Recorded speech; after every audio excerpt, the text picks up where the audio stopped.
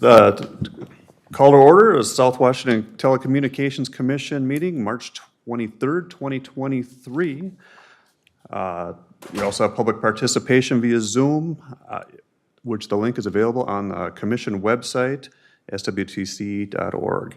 Can I get a roll call? Sure. Chair Bloom. Here. Vice Chair Date. Here. Treasurer Olson. Here. Secretary Downs. Here. Commission Director Wilczek. Here. Commission Director Ingeman. Here. Commission Director Polta. Here. Commission Director Olson. Here. Or the other one. Which one? There's two of us. Treasurer Olson. Here. Okay. EN versus ON. Olson. Yeah, we'll delineate it that way. Yes. We have a quorum, Mr. Chair. Thank you. Next item on here is the approval of the agenda. I'd like to make a motion. We have a presentation tonight from the City of Woodbury regarding Central Park. And just to keep, so their time is valuable and everything like that, I kind of like to move that up the agenda and stuff. So I'd like to move that up to item number 6, for reports. So I just need a motion to approve. So moved. Second. All those in favor? Aye. Opposed? Motion pass. Just need a motion to approve the agenda. Total. Is that what it was? Okay. Next, consent agenda. Motion to approve the consent. Oh, public comment, excuse me. None? We'll move on to the consent agenda. Do I hear a motion to approve the consent agenda? I'll move consent. Second. All those in favor? Aye. Opposed? It passes. Executive Director, you want to move on to the presentation and introductions? Yes, thank you, Mr. Chair, Commission Directors. We're joined this evening, very special guests, Michelle Okada, City of Woodbury Park and Recs Director, to present some of the really amazing renovation planning that's going on at the city and some of the design development. So I'll hand it over to Michelle Okada. Thank you, Commissioners. I appreciate the opportunity to share our project with you. If it's okay with you, I'm going to go through the whole project and show you all of the renderings and the floor plans. The one floor plan that we don't have renderings of, though, are the spaces that we anticipate the Cable Commission occupying. But we've got a really good floor plan to kind of show you how everything will work within the space. Feel welcome to stop me at any time. I've given this presentation a number of times, so I tend to go pretty quickly, but if something's not clear, I know sometimes when you see a design for the first time, it's a little hard to figure out how things are fitting together. So please, if that's okay with the chair, we can be fairly casual with this presentation approach. Okay? Thanks. So we'll start at the entries. This is the, so right now, if you drive into the west parking lot, you would see a large green pyramid. This is the replacement of that pyramid. Opens up that space, a lot of glass, bringing in much more light at the main level there, as well as bringing light into our lower level. So through the pyramid, or what is currently the pyramid, opening that wide open to the playground below. As well, we're adding a stair entry to the lower level that will also bring in a lot of light into that lower level, into the playground area. And then one of our other partner suites is the school district. So this will just be a new space for them. Just taking a step back and kind of how it fits into the landscape. Over here is the YMCA entrance. They are also considering some improvements and utilizing this new entry as kind of a inspiration for what they might do at their entry space. Just another view of what the entry looks like here. This is the east entrance, so if you were to go around the library to the other side, a much more modest canopy approach there, but definitely pulling, what you'll start to see is some of the design features carried throughout. We're not trying to match what was there, but really complement it. I'm sure many of you have done renovation projects before, and matching is really challenging. So we're doing more of a complement than a match. This window over here is the library. Very modest improvements in the library, but as a capital partner, they are contributing in the common elements, the site improvements, all of that. So just another little bit of a view, you can see we are maintaining the skyway to the Stonecrest Senior Living. And then going into the multipurpose space. So this area here is the addition. So we are adding a multi-purpose space. So this is coming into the main level. And there are a couple of renderings that'll show you how this fits into the landscape and into the addition of the building. The beautiful thing about this space, at all of our spaces we're looking at as a multi-purpose. So while we'll be able to host larger programs and events here, the benefit really lies in it can be divided into 3 smaller spaces, which is how we'll use the space most often for programming for our community. A really great pre-function space. So for those larger events, public or private, there'll be a nice gathering area there. Some single-use restrooms to just for those quick restroom and storage mechanical areas, with the large bank restrooms that will serve the majority of the main level facility over here where they currently are. So if you're familiar with Central Park, that's where they currently reside. Entering into that west entry, so if you remember kind of that glass, you'd have the opportunity to go downstairs, or we're having this welcome desk kind of jet out a little bit so that there's no secret where you go. When you get there, if you have questions and it's not very apparent to you, or you're looking to register for programming, we will have recreation staff as well as welcome desk staff here. Very good visual from the east entrance over here as well. That's been a project priority to have a really clear welcome and wayfinding at the entries. This is another area that is really being sort of held in the same regard as a gathering space, but we're expanding it. So to share with you, I'll kind of do that throughout to share some of the project priorities and how we're meeting those through the plans of the designs. So this just takes us back, if you were coming into that west entrance, a little bit of an idea what this will look like. Again, the stairway down to the right. This is that enclosed amphitheater. So keeping the spirit of the amphitheater, in fact, we're maintaining the benches that are currently in there, but enclosing it so that it can really have a more purposeful use. If you've been at an event in there, it's good for a band, but that's about it. So anyone that wanted to give a presentation or host a program in there, it's really challenging. So, but we will still have the opportunity to keep the doors open. So any events or performers that would be in there, we would allow that noise to spill out if appropriate into the facility. This is the new location of the elevator. This elevator is a 3-floor elevator, so it will go down to the lower level as well. It will go up to the new 2nd floor.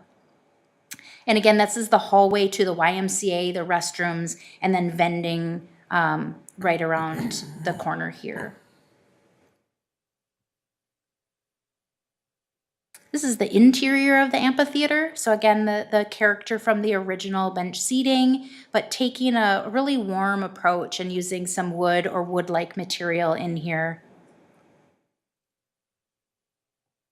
This window here, so if you're walking to the multipurpose space, you'll walk right by this window to get there. So trying to maintain some light, but that will have a closure so that, again, any of those performances or presentations would have the ability to have a little bit more light blocked off. Another view.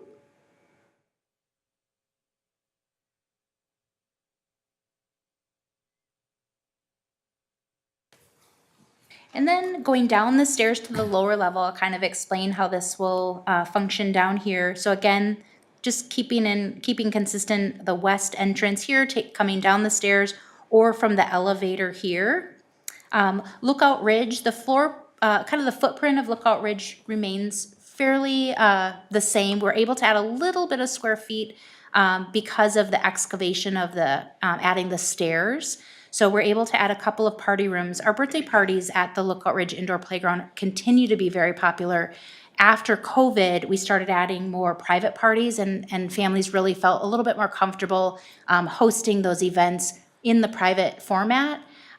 We're opening up a little bit more, but these small party rooms allow for a little bit of that while still experiencing the Lookout Ridge with other guests as well.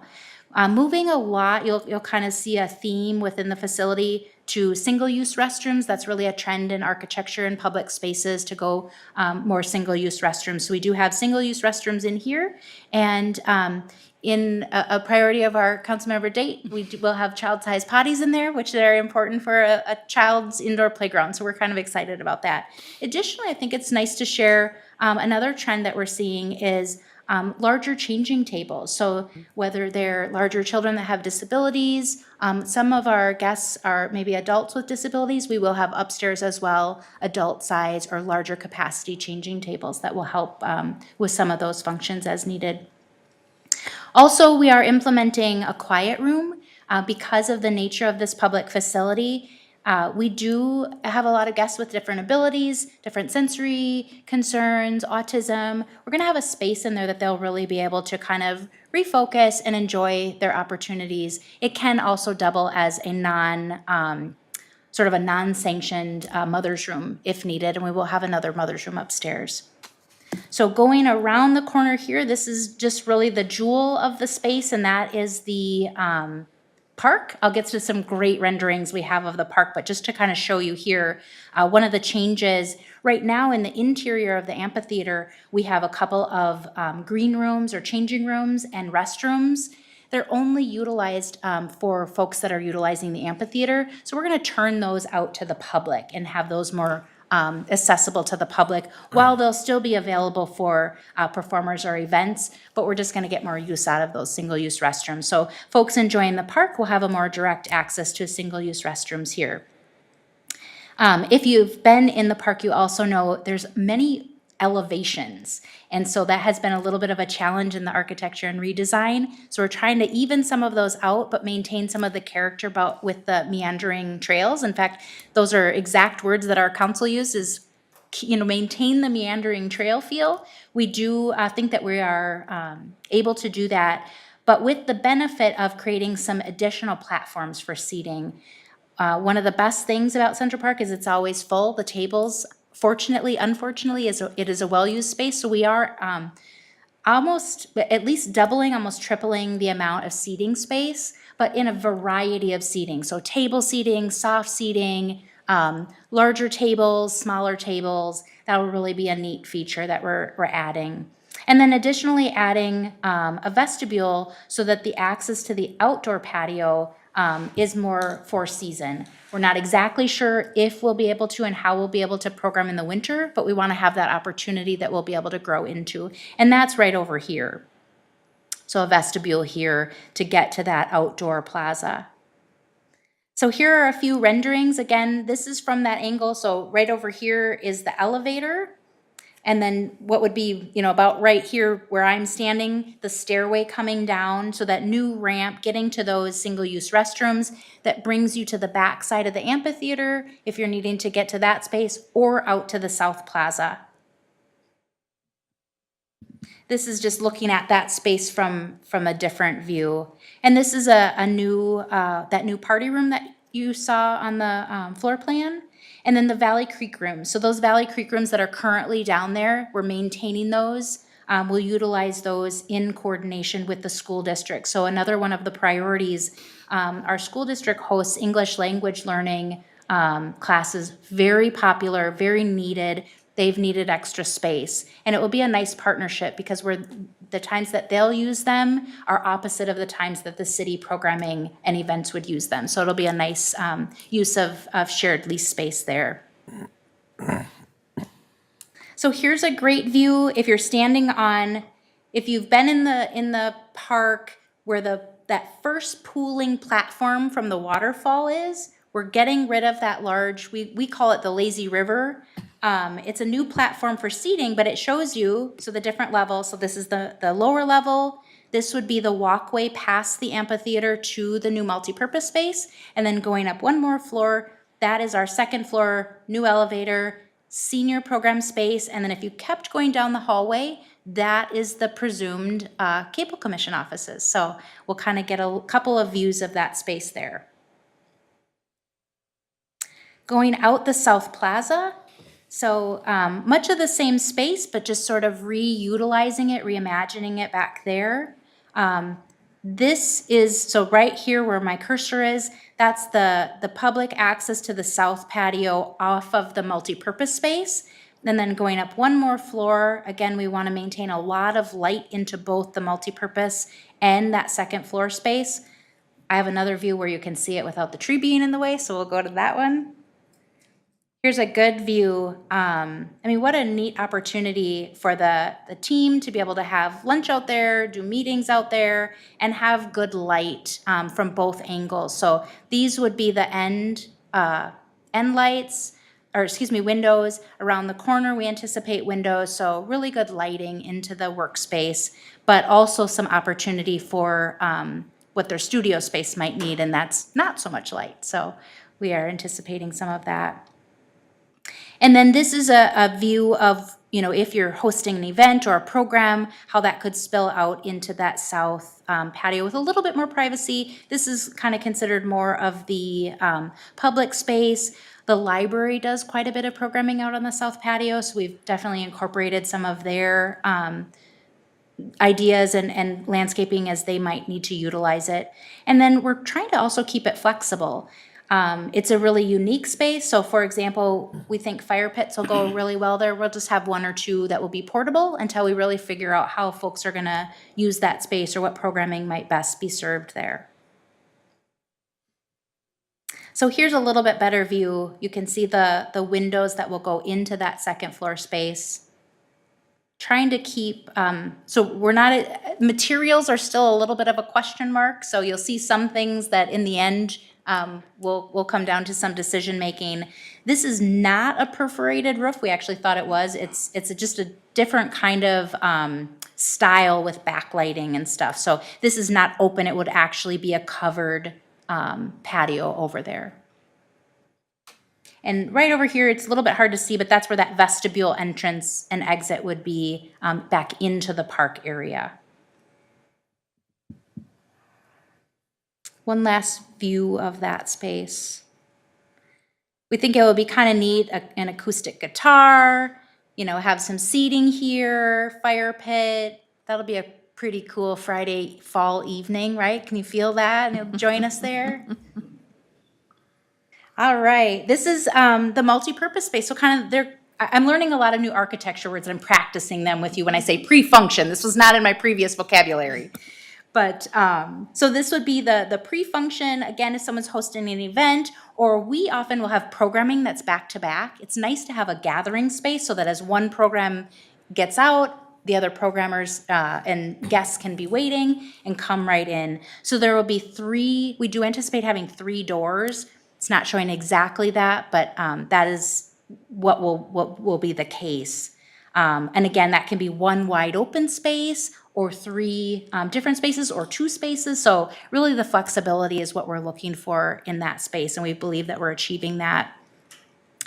This is just an egress staircase. We are very hopeful that we'll be able to keep that enclosed. It's a maintenance nightmare. If you can't keep it closed, they have to be shoveled. So we're hoping that we can maintain that enclosure. Just a view looking out. So this is that hallway. This would be right down into the welcome desk. Another priority that we've had is staff has always had difficulty seeing a large majority of the facility. And so this really solves that by having that welcome desk there.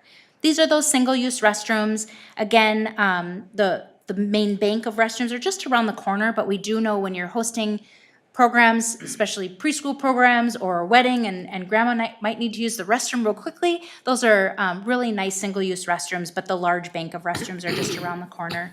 And the light that comes in to the space is pretty neat as well. Getting into the Parker gathering space, You probably see some common elements to our current space, but it's really reimagining it, but trying to keep some of the original spirit of what that space was intended to be. We are moving the water feature, so that was huge. We heard loud and clear, our guests and residents want us to keep that water feature. They love the sound, they love the feel of it, but council did give us the red light to reimagine it, and that has really helped us. So we are moving that over to the east side of the that space. This here is where the elevator used to be. The benefit of that is more light into those lower level spaces and into the library. It's really amazing the shadow that that current elevator creates in the library. So we're really excited to be able to add more daylighting into that area.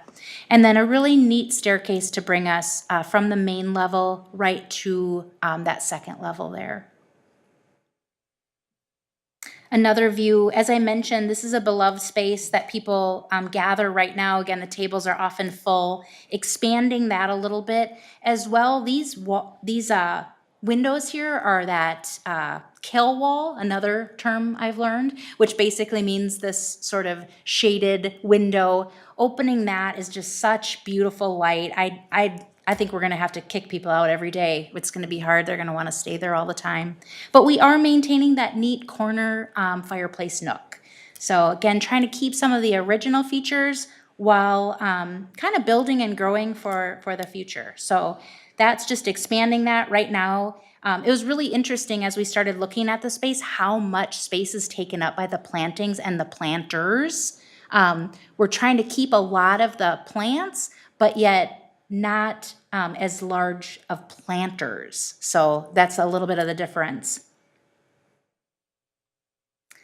And this is a different view. So this is at that main level under that staircase here, looking out into the park across, really trying to bring in the warm wood tones to keep that warmth and outdoor feel. Now, it will take us a few years to get these trees looking like this, but we're going to do our best to bring in some different age and size trees. As well, we're able to maintain about 13 to 15 of the current trees that can survive the construction and that aren't already at the end of life. So we went through a great exercise to determine what can we save in those different spaces. I think this also gives you a good idea of just the variety of seating types and areas. Another thing that we heard through our community engagement was people like to have those little nooks to feel like they're in their own space while in a larger public space. Okay, so here is the upper level circulation. So that staircase, if you remember, that brings right up here, kind of a platform gathering, lobby vestibule, but wide open. So that is wide open to the park space here. This is a space that we're really dedicating with a senior focus, but again, multi-purpose. So the seniors will probably be in there all day, every day until about 4 o'clock, and then they're done and they go home. That's just how the senior programming works. And we have a lot of other needs that we'll be able to utilize for programming, nonprofit rentals, meetings, things like that, that will serve a really great space. Just to give you a few of the details, this will be part wood floor, part carpet. We are hoping to add a fireplace in here. There's some of the programming. There's a great knitters circle and quilters. We want to create a nice warm space for them, but again, a multi-purpose space that can host different events or meetings in the evening. These rooms will be fairly basic. They will have a counter with a sink. These are all elements that we heard loud and clear from our senior user groups. And again, dividable. So 2 spaces or 1 space. It's amazing. I don't know how much you know about card players, but they've got a lot of rules. This group wants quiet. This group wants to be together. So we're trying to accommodate all of that and grow that programming. They're really excited about this space and having kind of a space that they can call their own, but that we can utilize when they're not in there. And then the main event for this evening, as you walk down this hallway here, wide open windows, I have kind of shaded, this is sort of a to be determined as we continue to work with the Cable Commission and what their size needs are. And that's a decision that we'll work together both later this spring, early summer. We need to determine that. But we're being flexible in what that might be and then what will be next to them.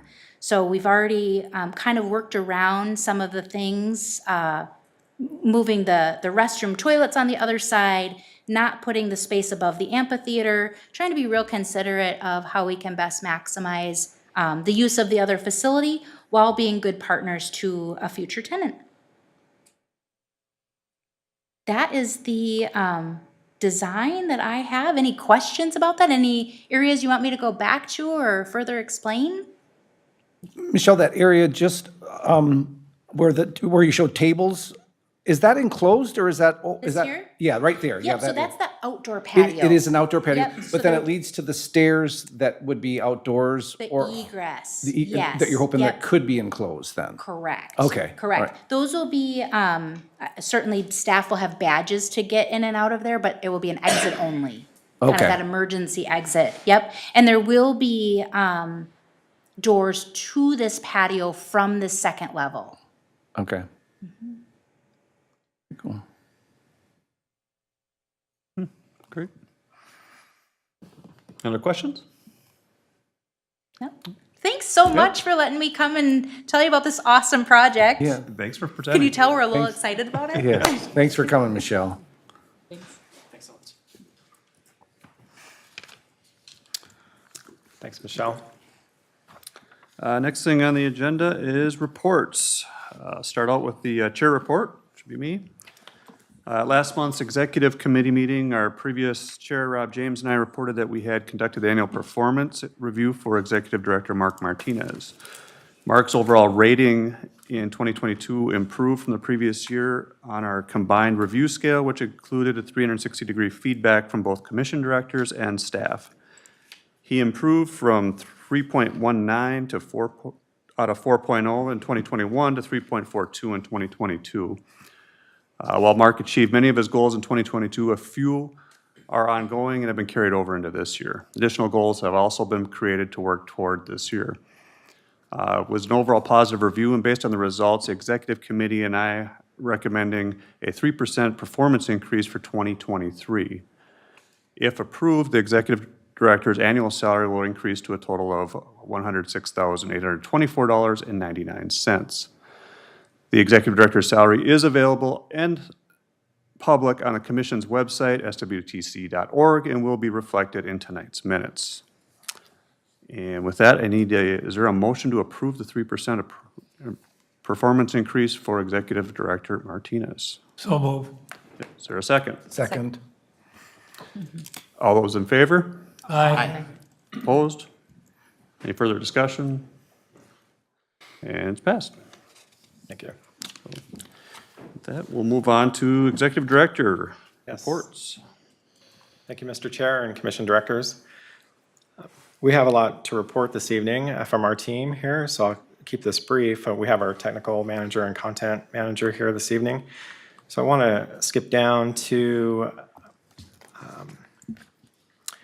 the franchise renewal process, working with our attorney Bradley to schedule our next meeting with Comcast, and so we've been in contact with them just this week about scheduling our next meeting.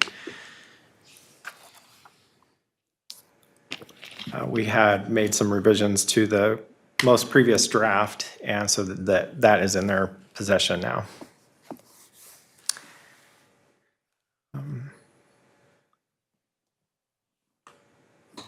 Also wanted to mention that I had asked the executive committee about convening the HR committee between our previous meeting and tonight, and we did, and I've included the committee's agenda.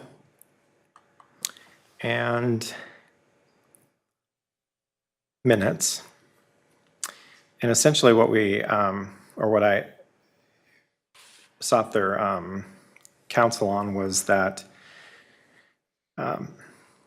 during the budgeting process, you may recall that we had looked at providing more details for our employees around compensation. And so I had put together a draft with information I obtained from the League of Minnesota Cities, and also was in contact with the Human Resource Director at the City of Cottage Grove for feedback. and put together a new compensation philosophy that would be a revision to the employee handbook. Currently, our handbook has two areas that talk about performance reviews and compensation.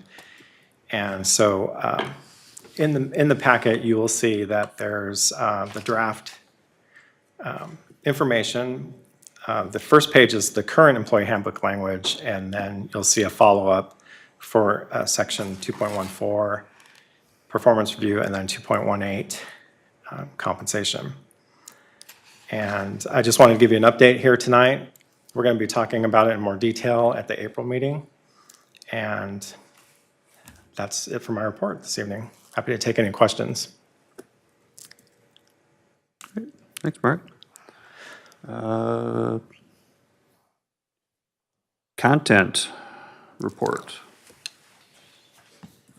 Man.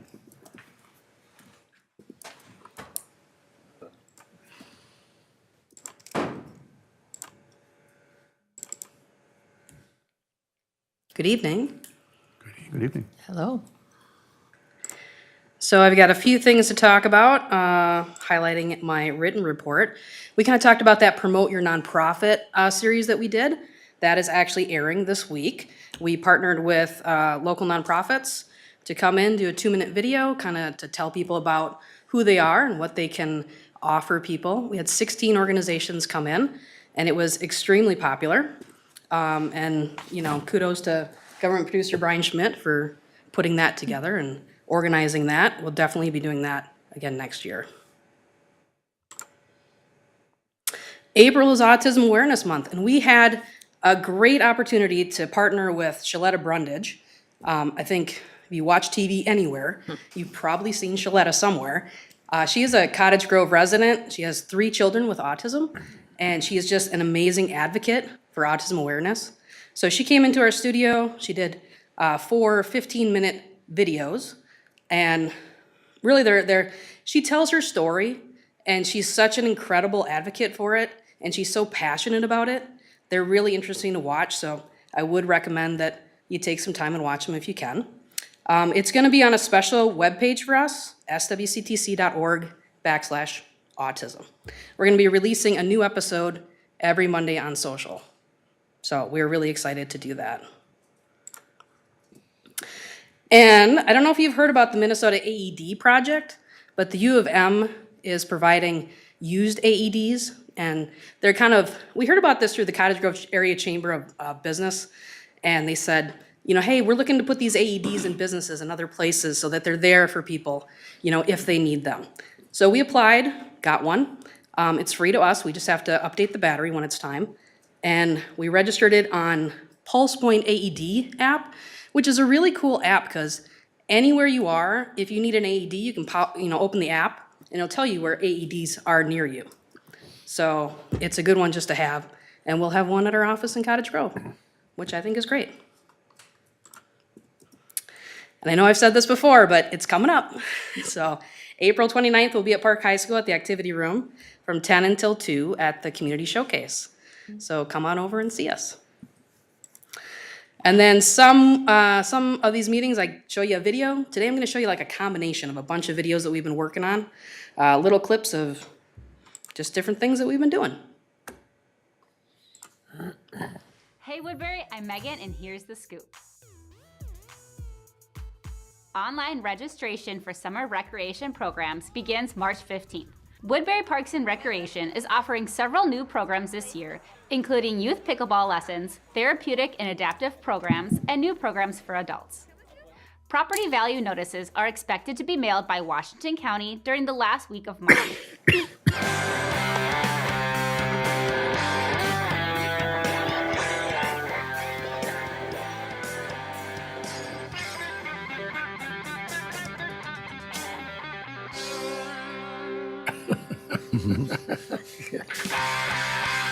I'm Chris Kasick with the Woodbury Police Department.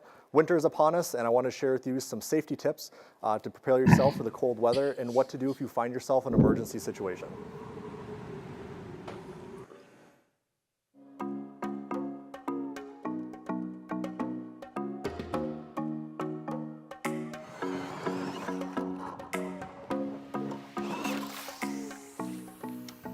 I've been an ice fisherman for over 8 years, and one of my favorite things about ice fishing is I can fish a whole entire lake without needing any kind of boat, kayak, or canoe.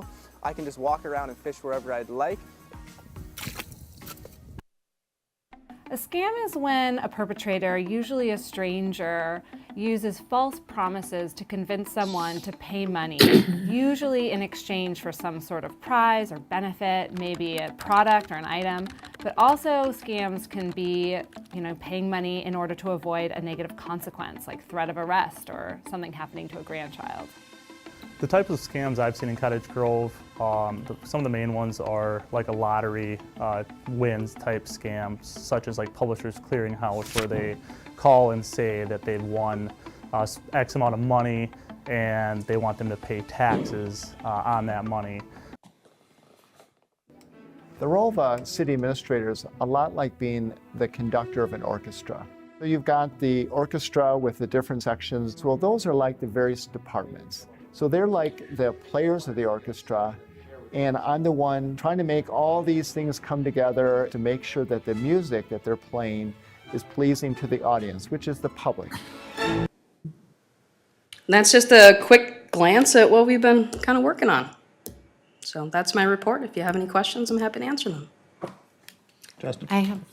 Go ahead, Andrea. I have one quick question. I noticed that you are going to be at Park High School April 29th. Are you also planning to be at the Woodbury Community Expo on April 1st? Yep, we were at the expo last year in Woodbury, and we Okay. decided to do every other year. So Okay. this year we'll do Cottage Grove. Next year we'll be back at the Woodbury Expo. Okay. Yep. Thanks for your update on the various videos and projects. The AED project is what I'm going to ask about because you may or may not be aware that there is a family here in Cottage Grove, the Dowdle family, who have started a nonprofit called Teddy's Heart. Are you familiar? Okay. I am, yes. And obviously, that's a very important mission for their family since they lost their son last year. Teddy's Heart is working in conjunction with Cottage Grove Public Safety and Woodbury Public Safety, along with several nonprofits, including the Cottage Grove Lions Club and the Woodbury Lions Club, on funding AED placement in public spaces, predominantly parks, but other public buildings, and then branching off into the business community. With regard to the Minnesota AED project, one of the things that, again, the city of Cottage Grove has been working towards is a designation as what's called a heart-safe city. That is also available to the city of Woodbury because we both have public safety departments whereby we have EMS, and we have an EMS director who manages the EMS departments for each of the cities through regions. The Heart Safe City designation is part of a larger mission to train people in the public how to address a cardiac event in the moment, whether that would be through CPR or through AED usage, placement, et cetera. In the month of April, the Cottage Grove Lions will be conducting that, receiving that training as conducted by the Cottage Grove Fire Department at Fire Station Number 2, where our club will be holding our normal monthly club meeting at the fire station, and we'll be getting trained on the basics of CPR as well as how to utilize the AEDs. So now that I've kind of laid all that out there, the reason that I bring it up is it might be a neat opportunity for the Cable Commission to look at some sort of a video diary of this mission. I think it would tie in very nicely to, be able to say, hey, we now have one of these in our cable office, and here's what's going on in the two communities. Gives us a chance to partner with the public safety departments, but also the nonprofits like Teddy's Heart and the Lions Club. In fact, I had a conversation last week with the president of the Woodbury Lions to invite him to come to our meeting, which we had just a couple days ago. Today's Thursday, right? It was 2 days ago. Yes. They all run together for me sometimes. So, this is a really important mission, and it's important to both communities. So, again, just thinking perhaps something we might want to dip our toe into the water and get involved with. That's a great suggestion. And actually, I spoke with Teddy's father this morning. Okay, And we're good. meeting soon to do a story about that AED installation in Woodridge and Woodbury. Yeah. So, That's absolutely. wonderful. And, you know, Craig's a local guy. I went to school with him here. His family is just an amazing family, and obviously that incident, not only did it impact their family, but it impacted the community. So that's wonderful news that we're doing that. And again, you know, if there's anything I can do to help facilitate some connections with some of the other folks in terms of maybe you want to come to the training class or something, you know, I'd be happy to help any way I can. Great, thank you. Any other questions? Okay, thank you. Thanks, Ann. And we'll move on now to technical reports. Lonnie. Evening, Commission. I always feel I didn't prepare enough. I never have the fancy slides that everybody. Can you juggle? I can actually, but we're not gonna do that tonight. Real quick, a couple things going on. Of course, if we do, when Central Park proceeds, we've already been in process of designing that space for their AV needs with AVI. Just so you know that, so we are in the process of finding out and what they need for AV technology, which will be quite a bit with all those rooms. So that project is in the design stage right now. So just so you know that. We've done a few smaller projects recently. Woodbury Police Department in their conference room received a Logitech meetup camera and a Barco. Simple install, took no time. We've replaced a couple monitors. We did one today here. So it's end of life stuff, you know, it's just old. I think that monitor weighed more than I do. So we're trying to update some of those older monitors. We have several monitors throughout different communities here, so keeping track of all that is, we're trying to keep up with it anyway. Other than that, we're looking at adding TeamViewer to our computers, so we have some control, a little bit more secure control over remote access to our systems. Damon did some updates to our firewall, so that's more secure. He's doing great. He's learning the whole firewall thing that I don't have to learn, so that's kind of nice. It's pretty in depth, and he's doing a great job of picking that up from no experience to knowing what's going on. It's been impressive, so it's good to have him on board. That's about it for what I have. If you have questions, great. There is one thing I'd like to say. I hope you understand and appreciate the videos the team does here. They're high quality. We have drones, we have 4K cameras. But I mean, when you watch one of our videos, it's definitely on the upper scale of production. So I hope you understand and appreciate the team that we have. That we have a very good team here that do wonderful work. So that's all I have.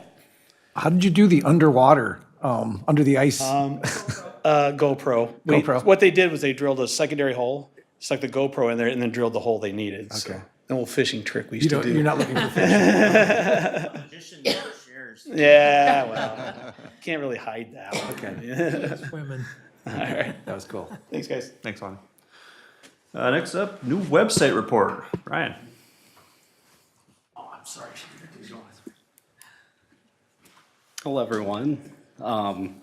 So we've had a website, the same one since 2010. So we finally did an upgrade after 13 years. So it was really, truly needed.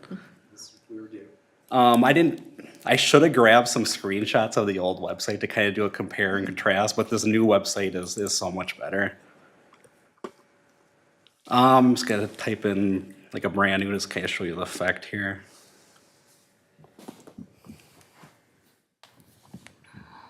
So when you come to our website now, we do have a video that plays. One thing that was on our old website is when people came to it, they didn't really know what we did. And what I wanted to kind of show off is like, hey, we do videos. So it's just kind of like this showing the overall of like what we do.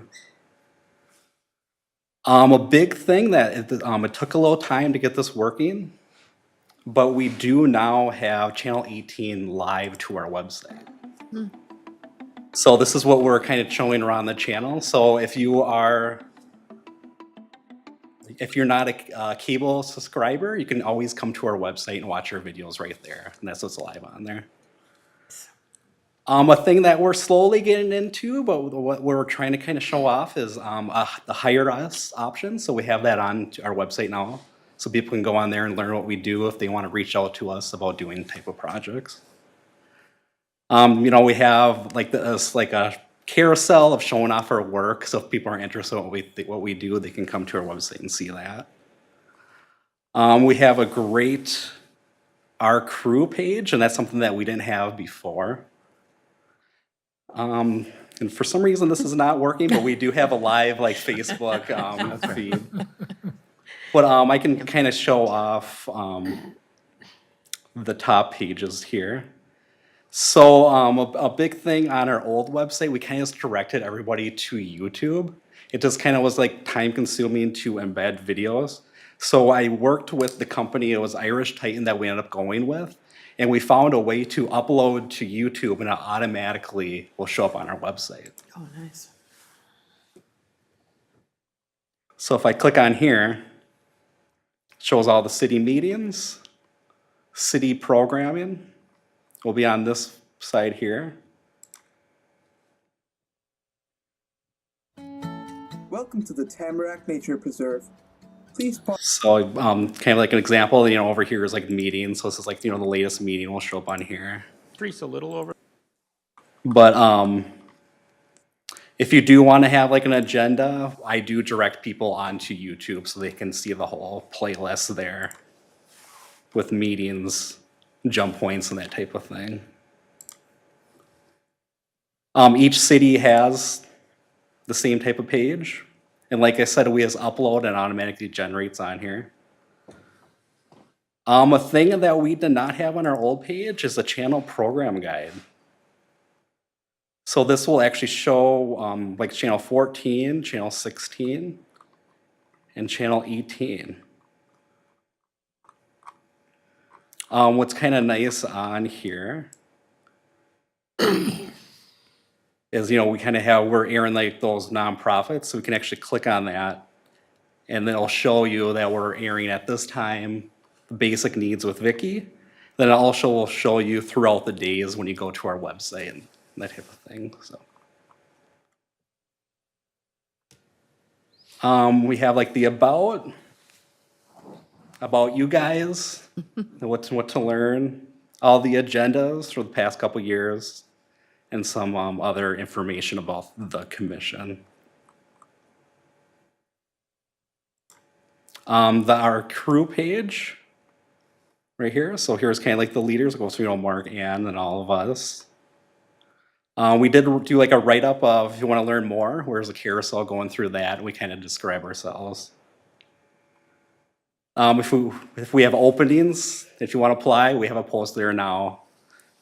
Then also we have some awards section out too. And throughout the years, so.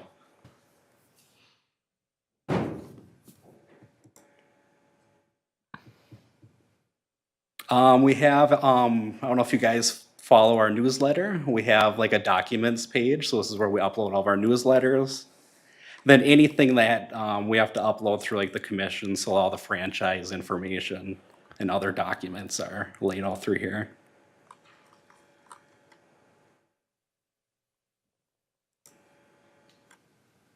Here's that Hire Us page. So if someone's interested in actually hiring us to do a job, you can come here, see what type of work we do, contact, and send some other information on here. And there's like a support page. If they have issues with Comcast or other technical things, they can go on here, fill that out, and it reaches out to us. So that's pretty much the new website. I don't know if you guys have any questions on it. Looks good. Very good. Great. Yeah. All right, thank you. Yep. Good job, Brian. Nice. Step in the reports is legal reports. Mr. Michael Bradley. All right, good evening, Mr. Chair and members. I do have some slides actually tonight, so just what you needed, more slides. I thought before we got into the slides, I would just kind of go over the the expected lease with the city of Woodbury at Central Park and just kind of that process. Mark and I went over and visited with City of Woodbury staff who's in charge of the leasing the space over there, and kind of talked about what the appropriate process really would look like for negotiations and ultimately deciding on the new lease. And so one of the things in that process was to have the city come out and give a presentation, which they did very well tonight, I think, to really just give you kind of an idea of what that space is going to look like. I thought, when Mark and I went over there the other day, it was really helpful to me to see the space, because I had no idea. I had never seen what the proposed space was going to look like. And really, there was some discussion about going straight into lease negotiations. And as we talked about it, we just thought that was probably a little premature to go straight into lease negotiations. And that typically in a commercial lease, you might start off with an MOU, which is what we did. But then you would go into like a letter of intent type of an arrangement. And the letter of intent would kind of list out kind of the big deal points that the city wants and what the commission wants out of that arrangement. And so as we were talking about that, in talking to the city, we kind of learned that the city of Woodbury is going to be kind of getting their final financing done in July. And so they were looking to have, some sort of more firm commitment more firm than the MOU by June. And so this would give us now the chance, after the presentation, now we would go into a letter of intent type of discussion. And then we would bring the kind of our initial set of negotiations to the executive committee at the April executive committee meeting. We'd get feedback from the executive committee at that time. Then we would go do some additional negotiation with the city, come back perhaps for final approval of the letter of intent at the May meeting. If for some reason it wasn't ready for the May meeting, then we would look at either delegating authority to the executive committee to make a final decision on the letter of intent, or have a special meeting of the commission in June. With the idea being that we would be, the decision on the letter of intent would be complete in June of this year. After that, then. Good evening and welcome to the March 20th, 2023 Planning Commission meeting. If all commissioners will please mute your microphone until it is your turn to speak, that would be appreciated. I have the floor, Chair. Please note that this meeting is both in person and virtually by the commission. In addition to in-person attendance, members of the public may also join you. Wow. Wow, that was fun. Yeah. You do these things for 30 years and you think, well, nothing's going to surprise me. Well, that one did. That one did. Yeah. It's all right. It happens. There we go. Okay, so assuming that a letter of intent is agreed upon and the city of Woodbury gets approval of their financing in July, then there would be commercial lease negotiations then from, let's say, July or August through September timeframe. And again, that would come to, hopefully we'd get to an executive committee before the full commission, but eventually we'd be looking at a full commission meeting, looking at a commercial lease, probably in September, but maybe that might be the first look at it, and then a final decision on it in December. But anyway, by the end of the year is kind of the expectation of completing those discussions. So anyway, I just kind of wanted to give you a kind of a broad brushstroke of what the process, looks like, at least from my perspective and Mark's perspective. And if you have any, comments, concerns, please, let us know now or let Mark know, moving forward. Okay. Moving on into the kind of the main prepared legal report, if we go to the next slide, Mark. On the commission's behalf, we did file comments with the FCC on digital discrimination. And the digital discrimination docket is a docket where the FCC is making rules that will facilitate equal access to broadband across the country. And it was a good opportunity to make comments to the FCC that promote the benefits of local franchising and really tell the story of what bodies like this body have done over the years as far as making sure that an operator builds out their entire system to serve everybody in the same way and provide the same pricing to everybody across your cities. So there's a real success story to tell when talking about local franchising. We also use the opportunity to suggest that the commission revoke ineffective old rules. And some aren't that old. So some are the ones that we argued against just a few years ago in the 621 proceeding that this group participated in. So you'll remember the in-kind franchise fee rule and the mixed-use non-cable service rules. But we also brought up the small cell rules that were just recently adopted, and we think largely fail. And they largely fail because they don't follow the things that that local franchising has typically done. And again, that all ties back to how to get equal access to services to all residences. The commission also asked for some, kind of specific guidance on certain things, and we provided that guidance. One of the things that they want to know is if they adopt rules, and they are going to adopt rules, they're required by Congress to adopt rules by this fall. Should they be intent-based or should they be impact-based? And we suggested to the FCC that they should be impact-based. So they should be, they should be based on facts, not on feelings. And, in our view, it just doesn't make any sense at all to have intent-based rules when it comes to serving people equally. They either are or they aren't. And if they aren't, then we need to know why. And that kind of goes to another point of they wanted to know if there should be safe harbors if it's infeasible to serve certain areas. And we recognize that in some areas it is going to be unfeasible, and then they need funding or they need exceptions to some of these rules. But what we argued for is we can't have safe harbors that end up just being giant loopholes that result in companies just not providing that equal service that they're perfectly capable of providing. They just don't want to due to bottom line issues. And then finally, we did suggest that the commission adopt some local, state and local best practices.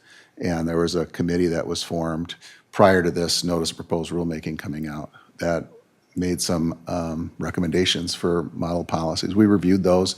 They really recognize that local franchising in the cable context really works. And so we took the opportunity to say, yes, it does, thank you, and we agree. And we submitted those back on February 21st. On March 21st, reply comments were due, and our reply comments are done. But just before the deadline, I think the Friday before the Monday or Tuesday deadline, the FCC extended the deadline to April 20th. So at this point, we're just waiting to file the reply comments, and you'll be getting them sometime Who did that in April. benefit, extending it? There was a motion by some parties, and we didn't oppose it. Nobody opposed it. Okay. So they asked for 30 days, and it was granted. Yeah. Interestingly, I think, our comments are getting noticed. It was noticed in some of the communications trades, but it was also recognized by the National Telecommunications Information Administration, the NTIA. And the NTIA is part of the Department of Commerce, the Federal Department of Commerce. And they specifically sought us out to talk to us about our opinions on digital discrimination. And NTIA is in charge of distributing billions of dollars for broadband infrastructure across the country. If you've heard of the BEAD grant, they're in charge of distributing the money for the BEAD grant. So just this week, we had the chance to visit with them, and it was just us representing our large coalition of clients that participated in this, which included you, and then the National League of Cities and NATOA. And that was it. So just know that your comments are being taken seriously, not only by the FCC, but also by the FTIA, or NTIA, sorry. Next slide, please. One thing that came up fairly recently was the opportunity to participate in the state of Minnesota's digital equity planning. And the state of Minnesota announced that they were giving out mini grants to political subdivisions like the Cable Commission. And so the Cable Commission applied for one of those mini grants. They were non-competitive mini grants. As long as you met certain standards and filled out the application correctly, you were going to get one. And so we did, and it's $4,000. And so we'll be talking about this more at our next meeting. But it's a real opportunity, again, to now show the state of Minnesota exactly the benefits of local franchising and how local governments and local governmental entities like the commission can participate in an effective way on digital equity issues and broadband issues. And we can go to the next slide, please. Wanted to just mention broadband line extension briefly. If there are any residents in your cities that are complaining about lack of good broadband speeds or no broadband speeds, there is a program with funding up to $25,000 per location to bring broadband or better broadband services to the home. And so if you're watching at home, you can go to that QR code and it'll take you right to the place in the bottom right-hand corner of the screen there.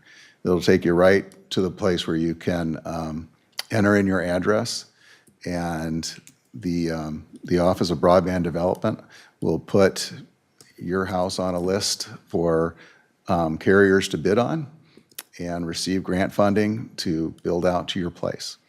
You can also call, I highlighted the phone number and web page to contact the DEED, Office of Broadband Development. Just wanted to bring that to your attention. I think it's good to know some of your cities probably do get those calls, maybe not a lot of them, but some more than others. And I'm pretty sure that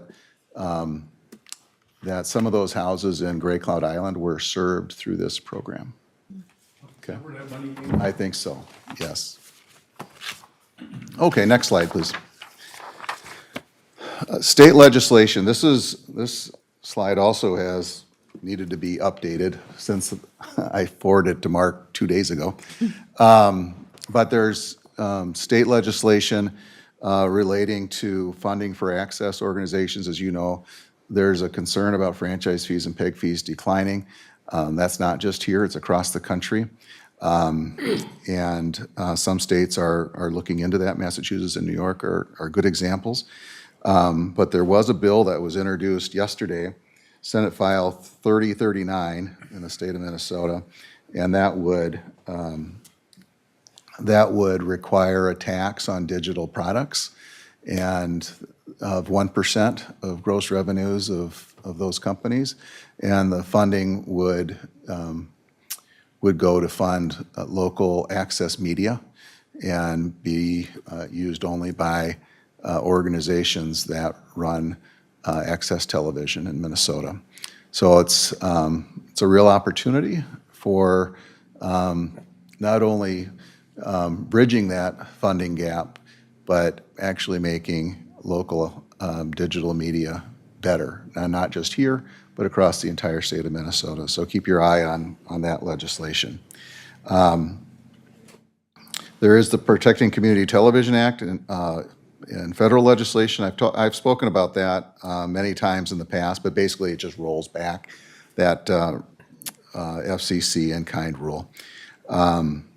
And Senators Klobuchar and Smith have both indicated support, as they have in the past, but it was reintroduced here just recently. And lastly, MAC Day at the Capitol is April 13th. There's going to be a meeting starting at the League of Minnesota Cities. So if you want to participate in that, you're very welcome to do that.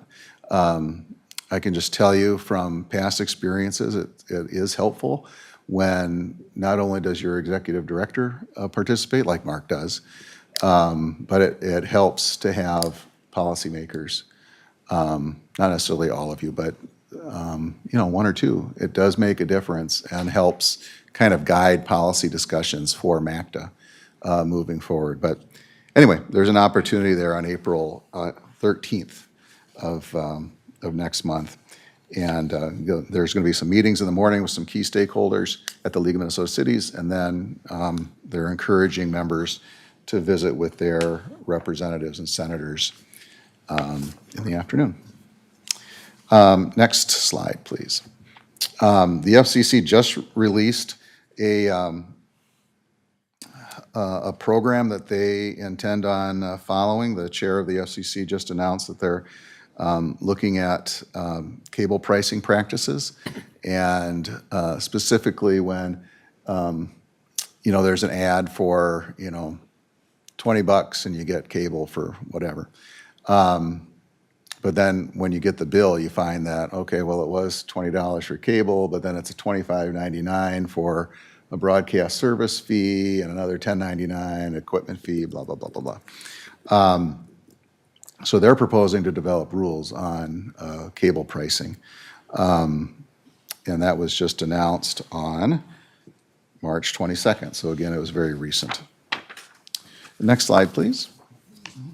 Franchise renewal, Mark really talked about that. So we sent an updated draft to Comcast yesterday. Our negotiations will continue. We do hope that we'll be able to wrap those up sometime later this year in the summer or fall. But again, that depends on whether or not Comcast is of the same mindset.